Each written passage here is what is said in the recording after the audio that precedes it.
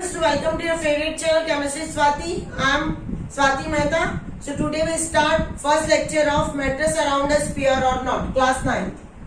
आज हम पढ़ रहे हैं मैटर्स अराउंड अस क्लास 9 का second chapter matters around us pure, इसका लेक्चर नंबर फर्स्ट। तो बेटा प्योर वर्ड क्या होता है? सबसे पहले तो हमारे पास यहाँ पे नया आया है कि प्योर। इसके पहले वाले लेक्चर में हम पढ़ चुके हैं मैटर क्या होता है, उसकी प्रॉपर्टीज क्या होती है, lecture number first and lecture number second. What is a pure? किसको हम प्योर बोलेंगे? हम कहेंगे मैडम सब कुछ प्योर ही, हम जो खा पी रहे हैं नहीं होता। केमिस्ट्री की टर्म में प्योर किसको कहेंगे? तो जो प्योर वर्ड है केमिस्ट्री की टर्म में वो होता है जो एक ही टाइप के पार्टिकल से बना है, which is made up of single type of particles, जो एक जैसे पार्टिकल से मिलकर बना है वो कहलाता है प्योर। जैसे मार्केट गए, शुगर खरीदी, तो भाई हमारी जो शुगर है वो कैसी होती है? ऐसे पार्टिकल्स होते हैं उनके अंदर, शुगर के अंदर, तो वो पार्टिकल्स एक जैसे पार्टिकल से ही बनी होती है। या सॉल्ट देखा हमने, तो सॉल्ट भी एक जैसे पार्टिकल से मिलकर ऐसा बना होता है। तो जो भी चीज एक जैसे पार्टिकल से मिलकर बनी है वो क्या है? Pure. That is a pure. अब हमारे पास कोई चीज प्योर है तो उसका टेस्ट कैसे करेंगे? अगर मैंने पानी दिया आपको, सपोज कहा कि भाई पानी पी लो, तो तुम कहोगे मैम पानी तो हम पी रहे, बढ़िया है, पानी को तो हम पी के ही देख के बता देंगे। बार टेस्टिंग, हम उसको पी लेंगे और पीने से हम बता देंगे कि पानी हमारा प्योर है और नॉट प्योर। पर क्या केमिस्ट्री में हर चीज को प्योर हम पी सकते क्या? नहीं, क्योंकि केमिस्ट्री में हम बहुत सी चीजों के बारे में क्या पढ़ते हैं? हम केमिस्ट्री में बहुत सी चीजों के बारे में ये पढ़ते हैं कि वो हार्मफुल है, केमिकल्स है, तो हम उसको पी नहीं सकते, हम उसको चख नहीं सकते। तो फिर क्या करेंगे हम यहाँ पे? तो यहाँ पे आपको सभी को पता है कि हमारे पास सबका बॉइलिंग पॉइंट होता है ना, फिक्स होता है बॉइलिंग पॉइंट, और मेल्टिंग पॉइंट भी फिक्स होता है। तो ये दो चीजें ऐसी है जिससे हम फाइंड आउट कर लेंगे कि कोई भी सब्सटेंस प्योर है या नहीं। ये है टेस्ट ऑफ प्योरिटी। किसी भी चीज की प्योरिटी का टेस्ट होता है उसका मेल्टिंग पॉइंट, उसका बॉइलिंग पॉइंट। वाटर अगर प्योर है तो उसका मेल्टिंग पॉइंट क्या होता है? सबको पता है क्या है? अगर प्योर वाटर है तो वाटर का बॉइलिंग पॉइंट क्या होता है? वाटर का जो बॉइलिंग पॉइंट होता है हमारे पास वो होता है 100 डिग्री सेल्सियस। अब हमने अगर किसी चीज का, अगर वाटर प्योर है तो 100 मिलेगा। अगर हमारा मेल्टिंग पॉइंट जो बॉइलिंग पॉइंट है वो 100 से ऊपर हो गया, ये अपर एरो बना दिया मैंने, 100 डिग्री सेल्सियस से ऊपर हो गया, तो ये मतलब क्या है? इम्प्योर।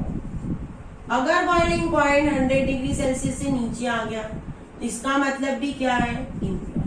मतलब एक बॉइलिंग पॉइंट से हमने फाइंड आउट कर लिया कि वाटर जो है वो प्योर है या नहीं। ऐसे हर एक सब्सटेंस के बॉइलिंग पॉइंट होंगे, मेल्टिंग पॉइंट होंगे, तो उससे हम ये फाइंड आउट कर लेंगे कि कोई भी सब्सटेंस प्योर है या नहीं। तो ये चीज बड़ी काम की है। मतलब हमारे पास भाई किसी भी चीज की टेस्टिंग हमको करनी है तो हम क्या करेंगे? हम उसका मेल्टिंग और बॉइलिंग पॉइंट देखेंगे। अगर उसका मेल्टिंग और बॉइलिंग पॉइंट को टेस्ट करने से हमको प्योर से उसकी कंपेयर कर लेंगे स्टैंडर्ड से। अगर वो मिल गया हमको सही तो मतलब प्योर है, और अगर हमको सही नहीं मिला तो हम क्या कहेंगे?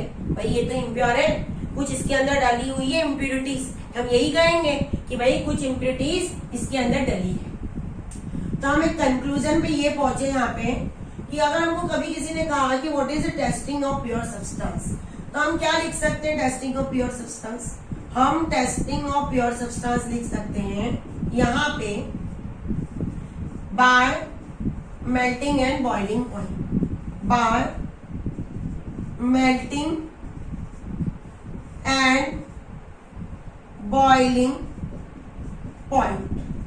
मेल्टिंग और बॉइलिंग पॉइंट से हम किसी भी फेस का क्या कर सकते हैं?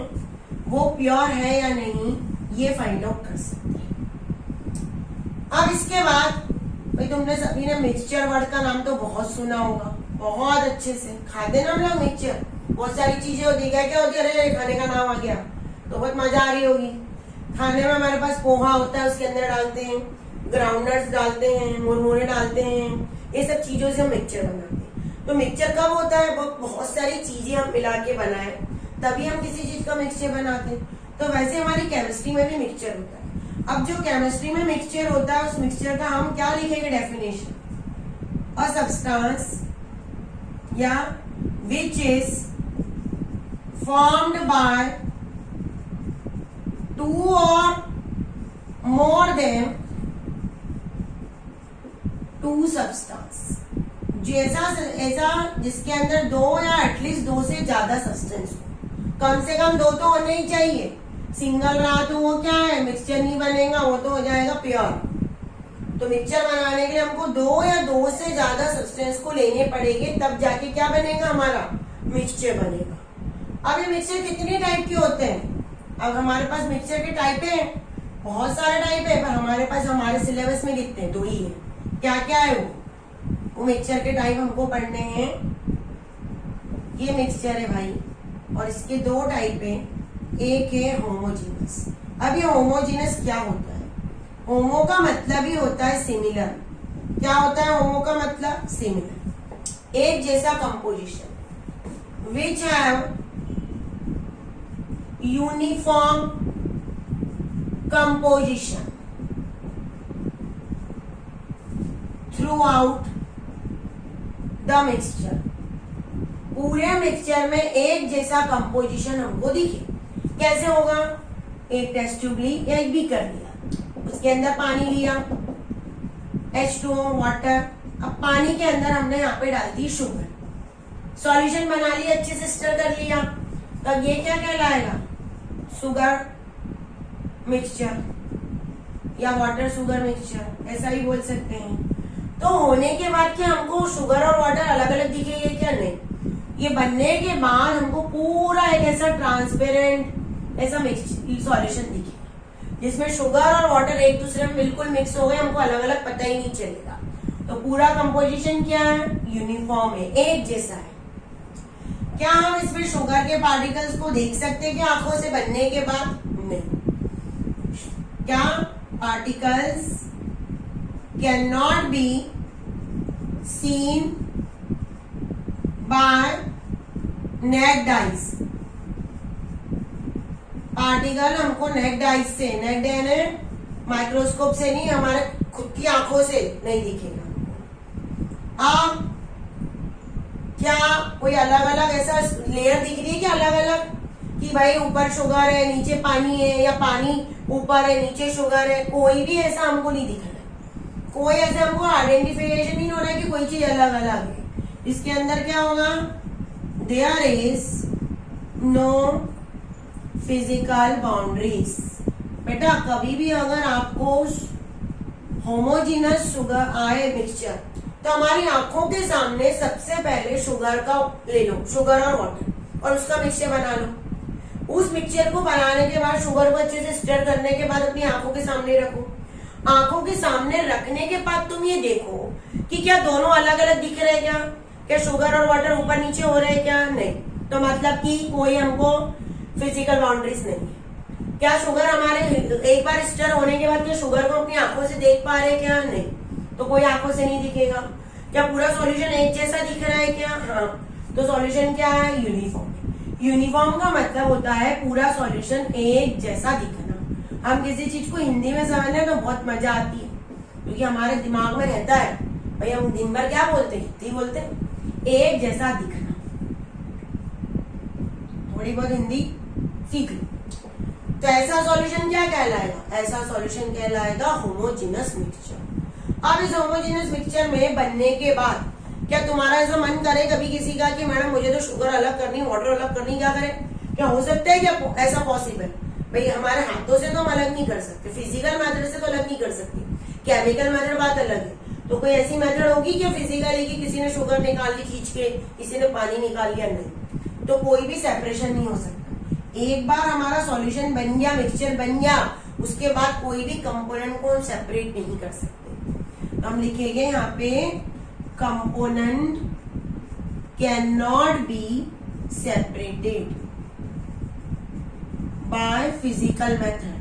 फिजिकल मेथड से कोई भी कंपोनेंट सेपरेट नहीं हो सकते। फिजिकल मेथड का मतलब है, या मैकेनिकल मेथड भी बोलते हैं उसको। फिजिकल और मैकेनिकल मतलब होता है कि हमने अपने हाथों से उसको सेपरेट करने की कोशिश की। केमिकली नहीं। तो ये पूरा क्या कहलाएगा, homogeneous mixture, that is known as homogeneous mixture. अब हम पढ़ते हैं हेट्रोजीनस। अब हम क्या पढ़ेंगे, हेट्रोजीनस। वीडियो को पॉज करके बेटा अपने नोट्स खुद बनाने हैं, तो ही मजा आएंगी पढ़ने में। अगर हम नोट्स ही नहीं बनाएंगे तो कुछ भी मजा नहीं आएंगी, इसलिए आपको वीडियो को पॉज करके नोट्स हमेशा खुद लिखने हैं अपने। अब है हमारे पास हेट्रोजीनस मिक्सचर। अब ये हेट्रोजीनस मिक्सचर का मतलब क्या होता है? हेट्रो का मतलब ही होता है यहाँ पे डिफरेंट। क्या होता है, डिफरेंट। तो मतलब ये कि इसमें कैसा होगा, इट हैज अ डिफरेंट। हाँ, पहले तो कौन सा एग्जाम्पल, यस, ये तो पढ़ने से पहले कोई एग्जाम्पल ले लो माइंड में, तो हमको पढ़ना बहुत इजी रहता है। बीकर ले लिया, बीकर के अंदर हमने यहाँ पे क्या डाला, सैंड डाल दी, और फिर पानी इस पे डाला, वाटर डाल दिया, H2। पता है सबको क्या होता है, अच्छे से रेत को हिला लिया। रेत को जब हम हिला लेंगे तो क्या होगा, रेत को जैसे हमने पानी के अंदर हिला ली, थोड़े टाइम के बाद ये होगा कि हमारी जो रेत है वो नीचे आ जाएगी। ऐसे देखना, ये रेत ऐसी नीचे आ जाएगी और ऊपर ऐसा पानी रह जाएगा, ऐसा अलग अलग दिखेगा हमको। तो हम क्या लिखेंगे, कोई एक जैसा कंपोजिशन दिख रहा है क्या हमको, नहीं। एग्जाम्पल डेली लाइफ की ही पढ़ने तो ही मजा आएगी पढ़ने में। अगर तुम सोचोगे कि हमारे रटे हुए मैम एग्जाम्पल रट डाल दे पॉइंट्स को, तो कुछ भी नहीं याद रहने वाला। एग्जाम में कितनी बुक्स रटेंगे हम, हमको समझना है, एक्सप्लेन हमको आना चाहिए समझ के कि कैसे आना है। तो it has non uniform composition. इसका कंपोजिशन कैसा है, नॉन यूनिफॉर्म, एक जैसा नहीं है भाई, एक जैसा नहीं है। उसको क्या कहते हैं, नॉन यूनिफॉर्म कंपोजिशन। थोड़ा सा ऐसे लिखे कि आप अच्छे से नोट्स बना सको।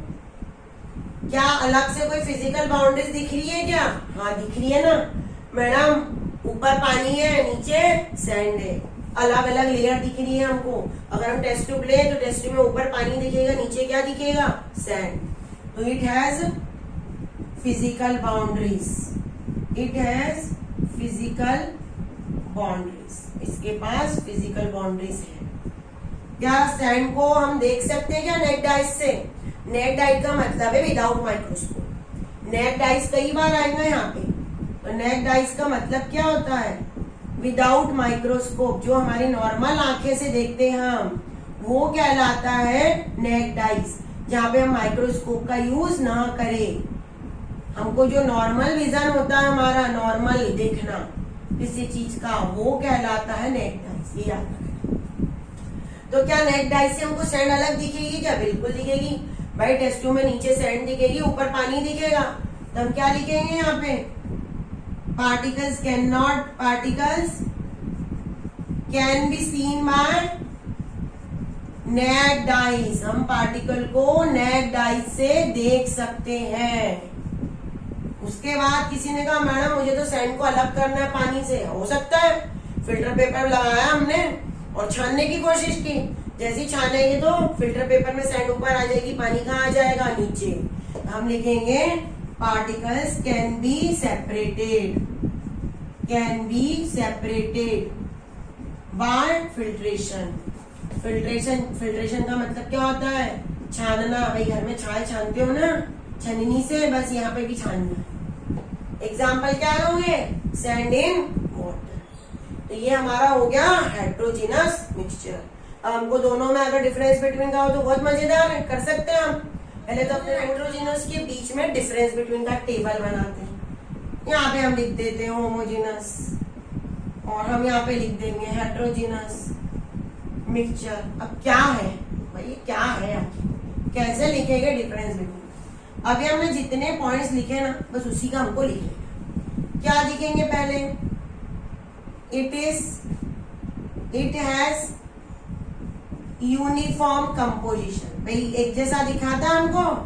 सामने क्या रखोगे, आंखों के सामने रखोगे शुगर सॉल्यूशन। जब भी होमोजीनस की बात हो, क्या लिखोगे आंखों के सामने, शुगर एंड वाटर। ऐसा याद करने की ट्रिक है, ये हमको याद रखना पड़ेगा ऐसे।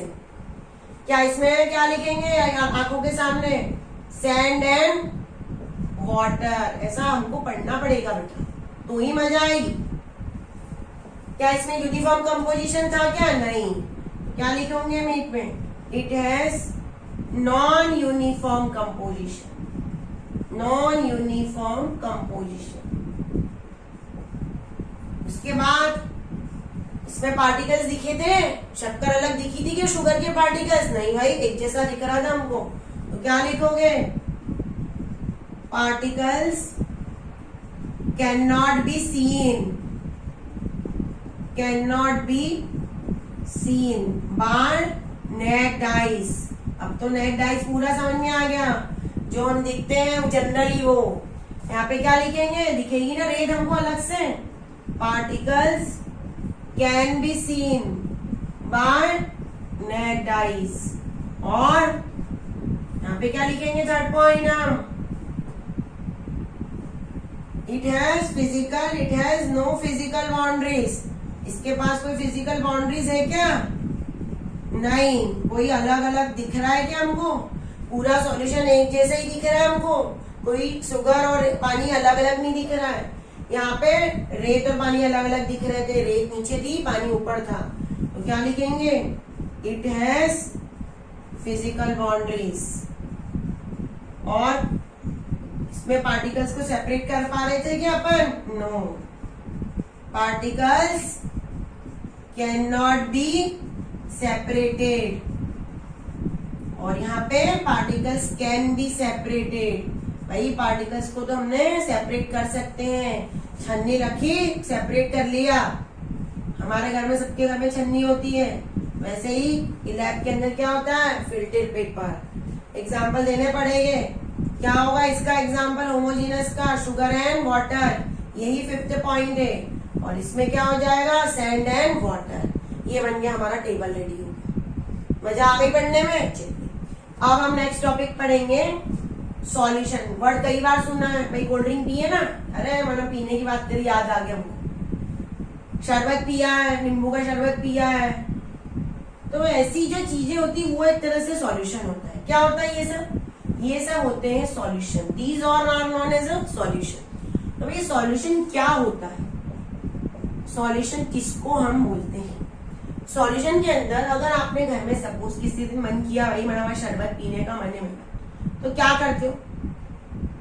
ये ऐसा मैंने ग्लास बना लिया हैंडल वाला, और मजेदार, पीने में बड़ा मजा आएगा। या दूध पी लिया हमने, कॉफी पी ली। जैसे कॉफी पीनी, आज मैडम कॉफी पीने का मन था, हमने आज कॉफी। एक कॉफी कैसे पीते? मिल्क लेंगे, ये मैंने मिल्क डाल दिया इसके अंदर, देखो मिल्क जरा अच्छे से बड़ा बड़ा बना तो मजा आएगी तुम्हें। ये मिल्क, अब मिल्क के अंदर यहाँ पे क्या डाल दोगे? ऊपर से कॉफी पार्टिकल्स डालोगे ना, कॉफी का पाउच। और क्या डालोगे? शुगर। अब इसमें मुझे सोच के बताओ कि कौन सी क्वांटिटी ज्यादा होगी? ऑफ कोर्स मैडम मिल्क ज्यादा है, कॉफी और शुगर क्या है? कम है। वैसे शरबत बना लिया रूअफ़ज़ा का, रूअफ़ज़ा लिया, पानी डाला, उसके अंदर रूअफ़ज़ा डाला, तो कौन सी क्वांटिटी ज्यादा है? एक क्वांटिटी ज्यादा है, वाटर। हमारा शरबत में क्या ज्यादा है? वाटर। और जो रूअफ़ज़ा का सिरप है, रूअफ़ज़ा सिरप क्या है? कम है। ये है लार्ज क्वांटिटी। इसको हम क्या कह सकते हैं? Large quantity. और इसको क्या कह सकते हैं? लीस्ट क्वांटिटी, कम क्वांटिटी में है। तो जब भी हम किसी सॉल्यूशन की बात करेंगे तो हमको ये याद रखना है कि सॉल्यूशन के अंदर दो तरह के कंपोनेंट होंगे। It has two component, it has two component. एक कंपोनेंट कहलाता है इसका solute, which is present in, which is in least quantity. जो कम क्वांटिटी वाला होता है वो क्या कहलाता है? सॉल्यूट। और एक होता है solvent, which is in large quantity. जो लार्ज क्वांटिटी में है वो क्या कहलाएगा? सॉल्वेंट। तो एक इक्वेशन बना रहे हैं, तुम लोग इसको बहुत पढ़ते हो। सॉल्यूशन किससे मिलकर बना है? Solute plus solvent. हमारे पास तो मैडम एक इक्वेशन आ गई। सॉल्यूशन किससे मिलकर बना है? सॉल्यूट एंड सॉल्वेंट से मिलकर बना हुआ है। ये आ गया हमको समझ में। और एक ज्यादा क्वांटिटी में, एक कम क्वांटिटी में, ये भी आ गया। अब हम सॉल्यूशन के टाइप्स पढ़ेंगे कि भाई कितने टाइप के सॉल्यूशन हमको आखिर पढ़ने हैं, भाई कितने टाइप्स के सॉल्यूशन हम पढ़ेंगे। तो हमारे पास बेटा, वीडियो में अगेन कह रही हूँ, वीडियो को पॉज करके नोट्स लिखना है। हमारे पास जो सॉल्यूशन होते हैं वो 3 टाइप के सॉल्यूशन हमको पढ़ने हैं। हमारे सिलेबस में कौन कौन से 3 टाइप के सॉल्यूशंस हैं? हमारे पास 3 टाइप के सॉल्यूशन है। एक है हमको सॉल्यूशन पढ़ना है ट्रू सॉल्यूशन, दूसरा हमको क्या पढ़ना है? कॉलॉइडल सॉल्यूशन, और तीसरा हमको पढ़ना है सस्पेंशन। ऐसे 3 सॉल्यूशन हमको पढ़ने हैं। अब